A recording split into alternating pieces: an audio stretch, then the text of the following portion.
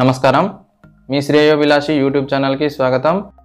ప్రతి 2 లేదా 3 రోజులకు ఒకసారి కూలర్లోని నీటిని పూర్తిగా తీసివేసి ఫ్యాన్ ఆన్ చేసి 1 గంట సేపు పూర్తిగా ఆరనివ్వాలి, తడి లేకుండా.